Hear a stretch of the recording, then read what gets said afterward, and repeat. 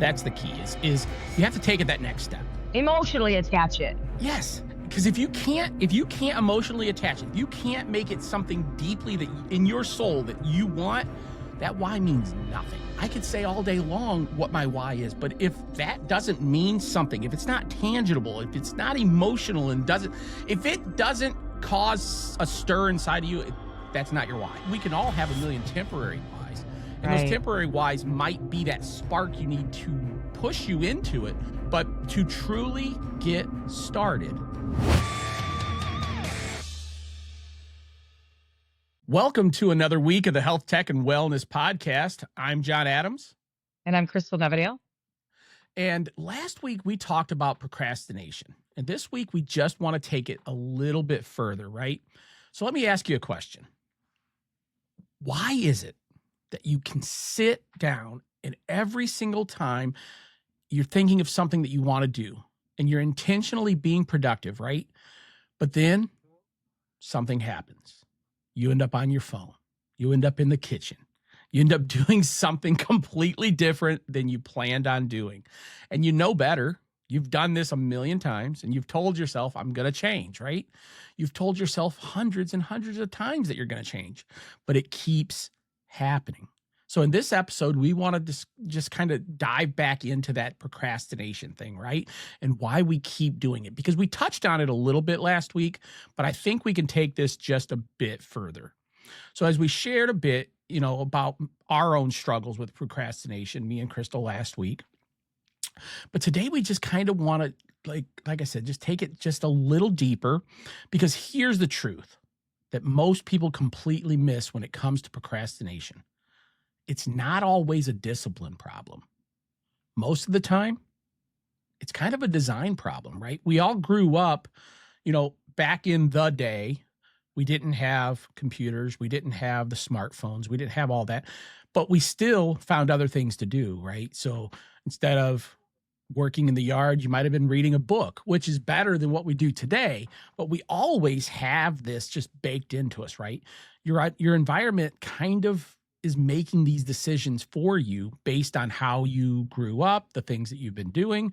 And this isn't everybody. We admit that, right? But before you even realize that you had a choice in the matter, you've already went off onto procrastination again, right? So today we're just going to kind of expose that invisible architect that it's quietly ruining your life, right? And it's just something that we really just want to make sure that everybody understands, that even though I joked about it last week, right? I had the shirt, why do today what I can procrastinate about doing tomorrow? There's a lot deeper going on in our wiring and in just the way that we live. So, Crystal, I don't know if you've experienced you're not even thinking about the fact that you're procrastinating, right? It just, things just happen. So right. Basically, we're wired for easy, right? So we all want to push. We all want to just go above and beyond, but our brains are wired for easy. And that's why, Living 95 works so well, because yes, it takes work. Yes, it takes being disciplined, but you build it easy over time, right? With consistency and small things. Your brain, it's constantly asking one question: what is the path of least resistance?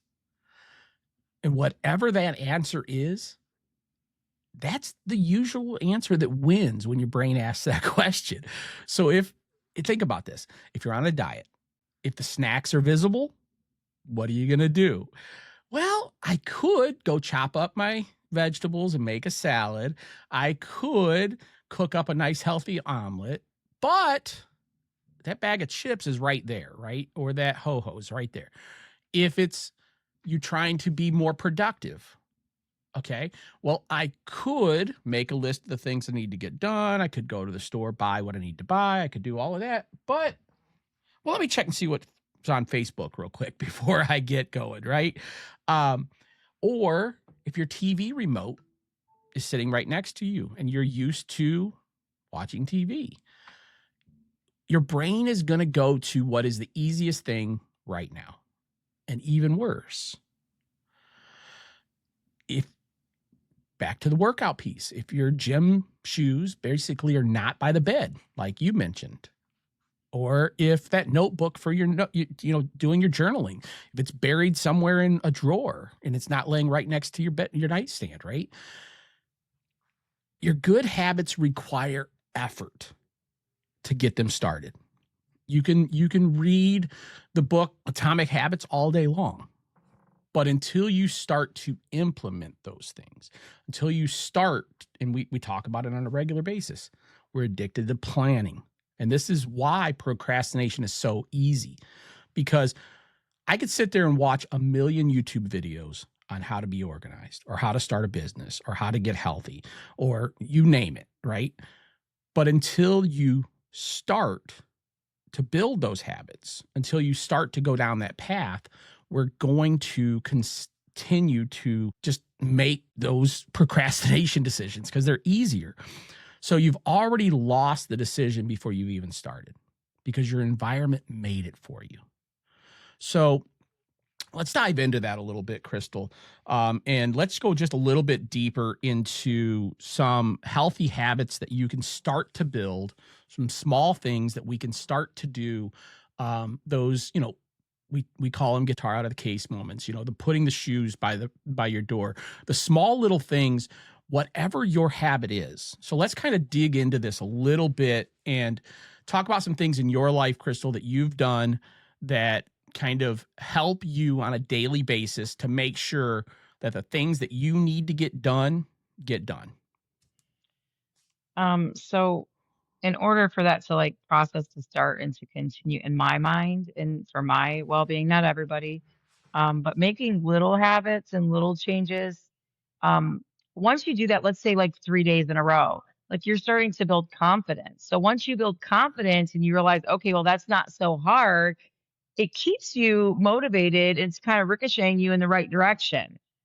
So that's kind of the thing that I practice most. I try to make a little adjustment, something to build my confidence. Like if I'm just not feeling it, if I'm not feeling like exercising, if I'm not feeling like eating the right things, if I'm not feeling like going grocery shopping with the right list, the list of the good things to buy, and I try to do little tiny things to kind of push me in that way.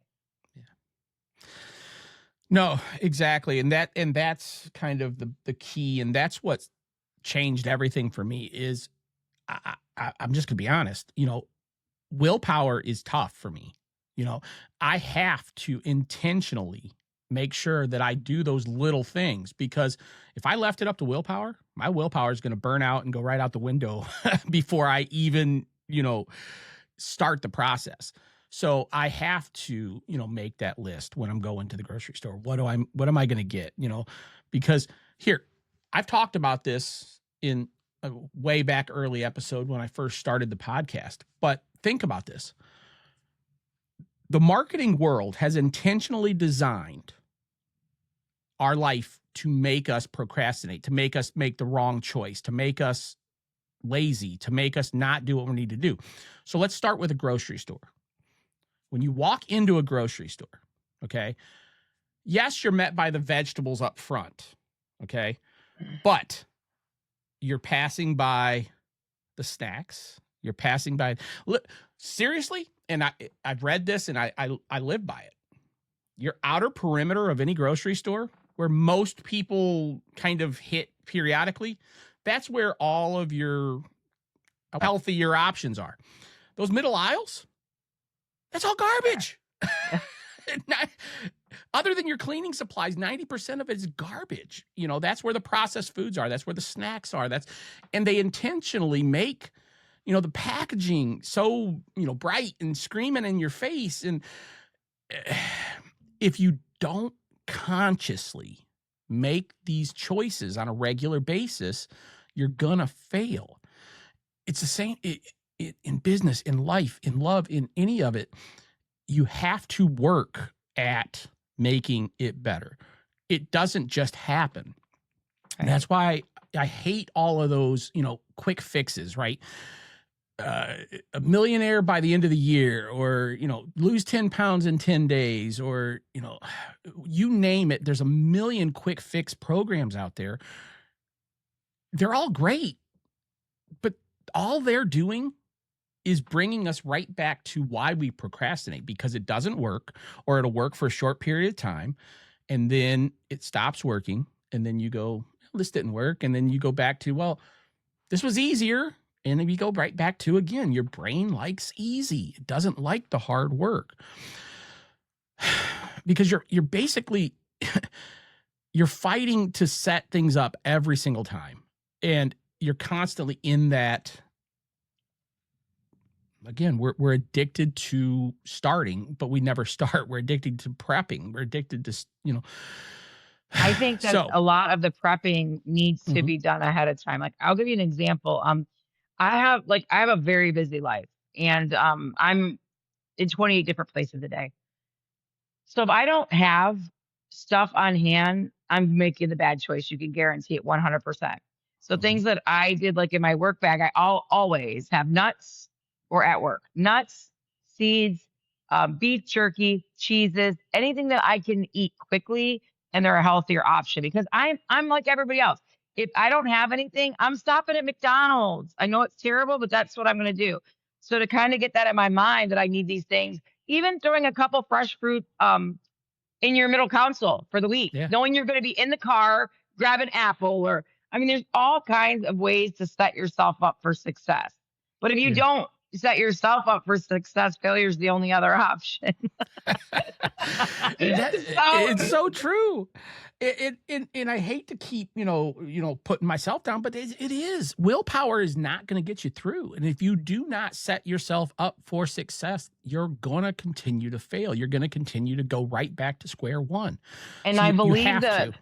I believe too, like setting yourself up for success, like you need to have a reason to be successful. Like, I want to give you an example for my life right now. Like, I'm extremely happy. Like, my job's going good. My kids are healthy right now. Grandkids are good. Relationships good. House is good. Like, everybody's good. So right now in this little tiny window, I'm happy and want to eat lots of chocolate. So I need to have a reason to choose other things. So like my Yeah. big why of my entire existence is Yeah. I am 44 and I am getting older and I want to be here for my grandkids. Like that is my why for everything that I Yeah. do. Every healthy little tiny choice that I make is so that I can be here longer for them. I mean, that's the Yeah. reality of it. But if That's your it. why's not big enough, you're never going to do anything. You got to find something to grab onto that. And what I mean that by that, the idea has to make you excited, whatever it is. Like I'm losing weight because I want to wear this awesome dress on New Year's, blah, blah, blah. Or, Yeah. and you have to be able to kind of visualize that coming to fruition, because Yeah. then the excitement's there and you're building it and it's a lot more easily obtained that way. In my mind, it's sometimes it's just a game with yourself to figure it out and find things that work for you. And Yeah. what works for me is not going to work for everybody else, but maybe what works for me might help somebody else to make, a list of things that would help them. And it is really just small add-ons, weekly, daily, whatever you need. 100%. And that's the you hit something right on the head. We do not, as society, when they say you need a why, right? Because motivation is fleeting, your willpower's fleeting. So they say, what is your why, right? Well, I've heard this so many times, and there's a podcast that I listen to, and he talks about it on a regular basis. That why has to be the most powerful thing in your heart, right? The thing that you truly want, the thing that, like you said, makes you extremely happy. Because here, your why, you might say, okay, well, I went to the store and the clothes didn't fit, right? Well, that's my why. I want to be able to, okay, but they make 5XL. You could buy that same outfit in a 5XL. It might cost you a little bit more. But my point is, you might think that's your why, but that But why it's has not. to be tangible, right? So Right. you want to be here for your grandkids, right? Or let's say you're starting a business. Okay, I want to make loads of money.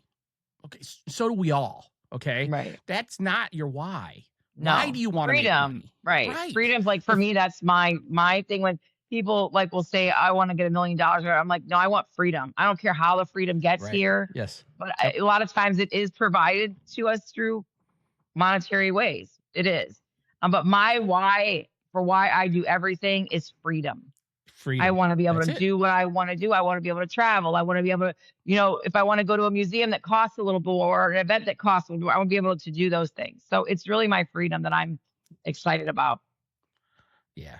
That's the key is you have to take it that next step. Money. Emotionally attach it. Yes. Because if you can't emotionally attach it, if you can't make it something deeply that in your soul that you want, that why means nothing. Right.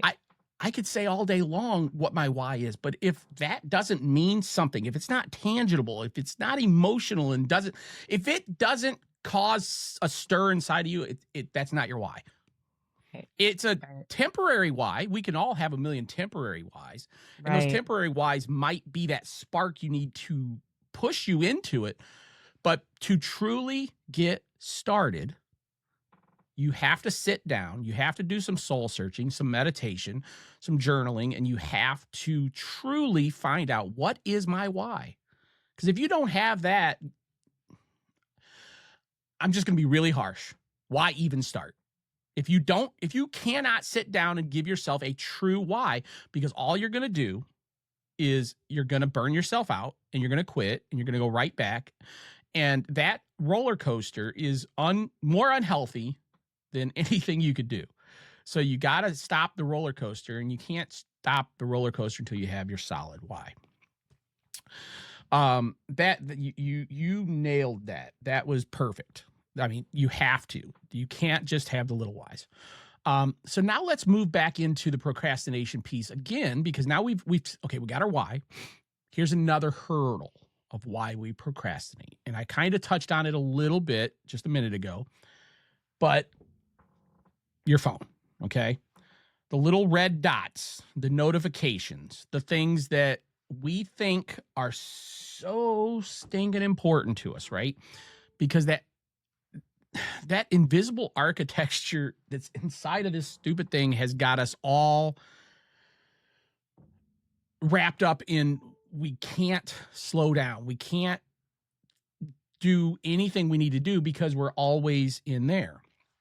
Every notification, every red dot, and I've been intentionally putting it on the charger. I don't know if my mic's picking it up, but the little ding, every one of those things where you reach for this stupid thing because we're going to miss it. We talked about this a few episodes back again. This is all a rhythm. I love how it all connects. But we used to take trips without cell phones. Mm-hmm.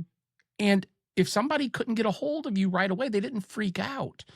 But every notification feels like, well, if I don't get back to this person immediately, they're going to think something's wrong or whatever.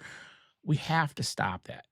But what little ways we need to talk about little ways to make that stop? Just saying to stop it is not enough. Well, here, I'm going to tell you my way, and it's the only thing that works for me. On the iPhone, they have these things called focus modes, okay? And I don't know if you guys will be able to see that. It's probably all blown out. And if not, I'll put it. Actually, I'll just screenshot it and put it up for everybody to see it. But on my phone, I have do not disturb, which is nothing's coming through, but the most important, and that is people in my family that are on my list of those people. They know it's still going to put them to voicemail. Call back again. You'll get through to me. When I'm sleeping, when I'm recording the podcast, when I'm driving, I still have my work one on there, but I can get rid of that one because I don't have that job anymore. But set up little thing. Look, use this thing the way it's supposed to be used. Set up your focus modes so when you have times when you need to be productive, those notifications do not come through to you. And if I you have don't another have thing. Yeah, go ahead. And I don't have an iPhone. So I don't know anything about focus modes or anything like that. But what I do know is that sometimes leaving your phone at home is a really good option. Now there's two of us that when we go places, there's two of us that could have a phone. For the last, I don't know, greater than a month, I've left my phone at home many times. I've left it in the vehicle. And I'm going to try to solve this problem for myself. The only problem really is I love to take pictures. Okay.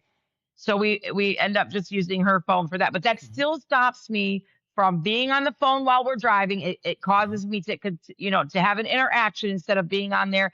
A lot of times mine is work too. Like I'll be ordering things and just doing things that need to be done, household things, all the things. But you could set time aside for that. Like I feel like in my life right now, I am really way more present than I've probably been in 6 years, 7 years. Like I really am taking, even in my everyday life, I'm stopping tasks instead of talking while I'm doing, like I'm literally laying things down and I'm looking. So that's like the thing with the phone too. Like just practice. Go to the grocery store by yourself and leave your phone at home. Yeah. Write your list on a piece of paper because even I notice all the time people are even in the grocery store standing in the middle of the aisle on their phone. So I mean, and we're all guilty of it at one reason or other. Someone texts you, you have to answer an email. But if you don't have it, you could actually interact with people that are next to you, or you know, just be human Yeah. instead of walking around with our phone like zombies. And I'm Mhm. just as guilty as everyone else. But I was just thinking, I want to get a like an actual camera Yep. so that I have can just take the pictures, leave the phone at home. That Yeah. takes a little bit of learning because of with all the technology and stuff like that now with the phones, Yeah. and the cameras being connected and all that. But I mean, it's worth learning to give me that feeling of being connected and uninterrupted is the word I like to use. Being uninterrupted is huge when you're trying to have an interaction with anybody. Whether it's a stranger, your partner, your friends, your Yeah. family. Like we need to lay them down a little bit. Yeah, that's so true. And I'm going to tell you, even with my focus modes, I will tell you, there's two things that if they turn up missing in my life, it's the this is so sad, but your heart drops. If I misplace the phone or my wallet, right? Those are the two things. The wallet you should, because that's got your credit cards, it's got everything. But your phone, Right. that should not be such a moment because like, Yeah. okay, if you lost it, yeah, it sucks. It's monetary. You're gonna have to buy a new one, but it shouldn't be that life altering moment because you left it in a restaurant or something. You know what I mean? Um, no, but that's true. And yeah, so you mentioned you want to get a camera. You're a business owner. That's a write off. I know. I know. I'm eventually gonna get one. Listen, I bought a 360 for my trips. I bought it I think it's September last September. I haven't even looked at it because it's a little Yeah. overwhelming to like, and she has another one that's something like that too. So we both have these items that we could be using. We just haven't educated ourselves on them to use them. Yeah. If they're So not that's as where convenient, yeah. they're not as convenient. We've made the phone so convenient because the camera's built in, and carrying a traditional camera and okay, where do I put it? The phone fits in my pocket, the camera doesn't. Right. It takes away a little bit of the convenience, but depending on what Might your give a little goal bit of peace. is, yeah, Might give a exactly. little So bit of peace. you got to kind of choose your poison, right? The convenience over the peace, and I'm gonna let write that peace down on win my out. list of things to do. Like I'm really gonna Yeah, learn that. I'm gonna yeah. learn that by the next time we're on here again. Awesome.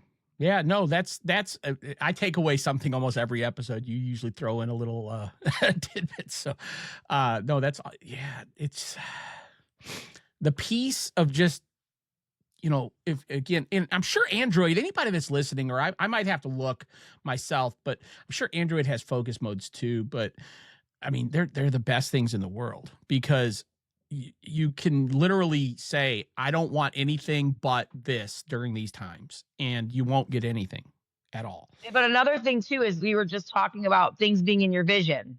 Yeah. Doesn't it can be on focus mode all day long. Yeah. It's in your vision and it Yeah. strikes you. You're still going to go at it. Yeah. So me putting my phone out here, I put my phone right here at Yeah. night when I Yep. go in to go to bed. So even if it's 6 o'clock in the evening, I'm not looking at it again. It's Yeah. sometimes till 10 o'clock the next morning. So it's really helped me, like Yeah. really helped me. Now I'm not getting as many things ordered, but that's probably saving me some money. Well, if you're ordering it for work, that's one thing. But yeah, if you're ordering it just because it's something you want, that's a whole different So, thing. But no, it's so true. And that is that I need to get better at that too. Like just like leaving it in another room or just getting it out, especially when I'm in the middle of doing things that I need to get done. Because I talked about that too a couple episodes back. You know, it's kind of an urgency trap when it's right there. And there's nothing urgent about it. Nothing. Because you don't end up doing what you were going to do anyway. You end up scrolling through Surfing the Facebook. web. Surfing the web or shopping or scrolling through Facebook to see what, Billy Bob Sue did or read about the meteor. By the way, did you hear the meteor? I did. No, I didn't hear it. I didn't hear it or No? feel it or none of that. I thought my Did house got you? hit. Yes. Really? I thought a car hit my house. I just got home from driving. I Wow. sat down for 2 seconds and then bam, the whole house shakes. I mean, I'm like, what the heck? So I open the front door. I'm looking around. I'm like, what happened? It was the coolest thing in the world. But yeah, I mean, then guess what I did for the next 2 hours? I'm on Lorraine Facebook because everybody's talking about it. What was this? I mean, yes, I'm curious because it was crazy. It was loud, but Yeah. I got nothing done for the next 2 hours and I'm even posting on there. Yeah, it felt like somebody. So we all do it. But yeah, we have to get out of that because that stuff does.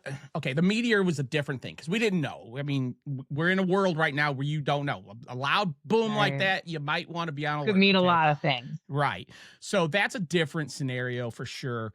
But so many times we treat this stupid thing like it's the most urgent thing in the world. And it could be, like Cindy, her mom, is on hospice, so not having it handy could be bad for her.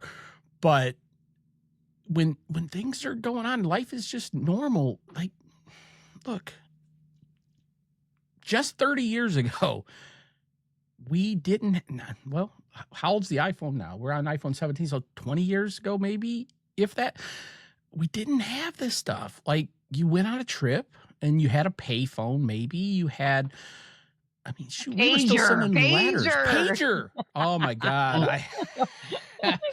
That was 911. Remember that? Yeah. 911. Call me urgently. Oh my goodness. Yeah, that was my first interaction with Cindy. I told her cousin, I said, well, if she wants to talk, tell her to page me. Oh my gosh. I thought I was a doctor. Anyway. So we need to stop, get rid of the phones, or not get rid of them, but get rid of the urgency with the phone. So we talked about some real practical shifts, right? We talked about leaving it in the other room when you're sleeping, turning off, the essential, notifications or using focus modes. Getting a camera when you're going on trips, instead of taking the phone, or leave the phone in the car while you're out on the hike or whatever. It is nice. I'm sure somebody should have one on them just in case, emergency happens, but having that other way to take your photos and do the things so you don't have it. When you go out to dinner with your significant other, leave them in the car. Leave them in the car. We talked about this, me and Cindy. It's so fun to watch people in restaurants because you can really tell the couples that have been together for a long time because both of them are sitting there on their phone. Nobody's talking. And then the couples that are just fresh and they're just dating and things are new, they're staring in each other's eyes. They're talking, you could see it, right? So just leave them in the car. Be there with each other. Remove the friction because sometimes that could be a friction piece in your relationship too, right? So long story short, if the distraction is easier than the thing you need to focus on, going back to what I said earlier, your brain is wired for easy.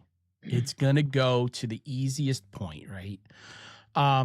So here we want to just kind of go into where this gets kind of powerful, right? We don't need to redesign our entire life overnight. The same thing. This is what changed my life. I did not do this in 6 months. I did not do this in 10 days. I did not do this in a year. This is going on 4 years of me working on myself. And I'm still not there. I'm still working. So we just need to kind of Think about it this way.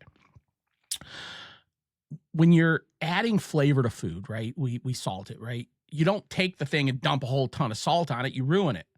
You put a little bit, you taste it. Okay, I need to adjust a little bit more. Put a little bit and you taste it, right? So start salting your environment. Start adding those little things that can, back to the little things, right? Start changing the little things. Make small pieces at a time will change you and make you just give you better choices, get rid of the easy choices so the better choices are easier because you've prepared and you've made those small shifts. So one more thing I have been doing recently. So say that I'm Mhm. watching a program, or say that I'm on my phone, or I'm doing something that needs a limit. I have an Mhm. Alexa, so I've been telling Alexa, Alexa, set an alarm for 30 minutes, because we can all say to ourselves, there she goes. So Uh, we can all say we're only going to do it for 10 minutes, 20 minutes, 30 minutes. But guess what? Those times when your face is in that phone or on watching television, those yeah. minutes fly by. And before you know it, you've watched 4 episodes, you've wasted the entire time. So I have been setting, like, I just last night, I needed to do quite a few things. I had like 10 different things I needed to do, but I wanted to relax because I'd kayaked all day. We were tired. So I set a 30-minute alarm, and then when that went off, then I knew I had to get up and go do those other things. But had that alarm not been on, I'm telling you, I wouldn't have got up. I would not have gotten up. I would have stayed right in that little program in there and enjoyed it for about 4 more episodes. So I wanted to say that because it is something very small, but it can make a huge difference. And when you don't do that and you stay in that bed, you lose the confidence that you're going to really carry through with the things that you need to do. Yeah. No, and it's so true. Like, if we don't set those alarms, if we don't set boundaries for ourselves, we are wired to keep going. And then here, I'm just going to, tell everybody, look, okay, so besides this podcast, I have another YouTube channel that I talk about building podcasts and I talk about entrepreneurs, and I use that for my Amplify program. And listen, Netflix or whatever program you were watching, there is a little formula that you use that opens loops, right? So there's a reason why none of us can watch one episode of something, because they always open a stinking loop at the end, and our brains are wired to close that loop. So we're going to go on to the next one so we can get that loop closed, but then they're going to open a new one. And if you don't set that boundary, if you don't have that alarm, if you don't have something to say, hey, I'm not going to do this, then guess what? It's You're going doing it. to, yeah, you're just going to keep doing it. Again, you're going to go back to the easy thing. The easy thing is your brain wants to close that loop. It doesn't want to stop. It doesn't want to wait until next week. And this is why I hate every show. It seems like now it gets released on these streaming services and there is no anticipation anymore. Back when I watched Breaking Bad or The Walking Dead or any of those shows, they were weekly. You went to work, you talked about them around the coffee pot or whatever, and you're like, hey, did you watch this? Oh, I can't wait. Now you just binge everything. We lose a week watching a show from beginning to end because you got to close those loops. So yes, setting that alarm that's a huge one, and I'm gonna But that's a actually new jot one that one for down me, myself. and it Yeah, really it really is a good idea. yeah, I'm gonna jot that one down because that's something that I honestly I need to, yeah, because I listen. I've told you before, procrastination's a hard one for me, and that's why I wanted to follow up with this episode, because there's little things that I'm working to do, and having the alarm, leaving the notebook open where you can see it, where you've got your things that you need to get done, um, putting your phone out of arm's reach, leaving it in the other room when you're trying to sleep. Those are all things that will help us to get disciplined and remove that friction, right? And give our brain the easy mode that it already wants, but in the direction that we need it to be. Right. We don't need to start perfect. You don't need to jar yourself. Those little things, start now. Make the good choice each and every time. You make it a little bit better each and every time. And then slowly but surely, it's just going to get easier each time. So here's kind of what we want to do. We want to tie this back to the simple fact that we know our environment doesn't help with procrastination, whatever it is, whether it's our health, whether it's our relationships, whether it's our, a company or whatever we're trying to do. We know that our environment is going to affect that. So we need to slowly change that environment each and every time. And not to bring it back to a joke that I made the other day, but I've got that tank of give a damn, right? And every single time that we do something, that little tank of give a damn is going, you're burning it out. You start off full in the morning. You wake up in the morning, that tank is full. As you make those choices throughout the day, it's going to get smaller. Every little thing that you can do to make it easier is just going to make that tank last longer, and you're going to be able to do what you need to get done. So let's kind of wrap that up for this week. Cause I just wanted to kind of touch on some of the things that we really didn't go too deep with last week, cause my internet was not the best. But I do want to thank Brightspeed for coming out, and now I've got 2 gig of fiber internet up and down. I'm loving it. So, anything else from you for this week, Crystal? Nope. Just keep going, guys. Awesome. Well, I kind of want to give everybody just a quick challenge this week before we wrap it up. I want you to pick one thing, one space, one place in your home, right? Your desk, your nightstand, your workspace. And I want you to remove 3 things that distract you. Just 3 of them. 3 things that are going to trigger you to be distracted and help you procrastinate and stop you from what you're doing. I don't want you to remove 10. And if you don't got 3, that's fine. Remove 1. But I want you to do one small thing. If you got a pile of things by your desk that will distract you, remove 3. If you've got only 3, remove 1. Don't rip it all out. Okay? We're not doing a full overhaul right now. We're just doing 3 small things. And then I want you to write those in the comments if you can. Tell us what you removed. If it's something that's embarrassing, you don't have to just say, yeah, I removed it and here's how it's going for me. Let us know.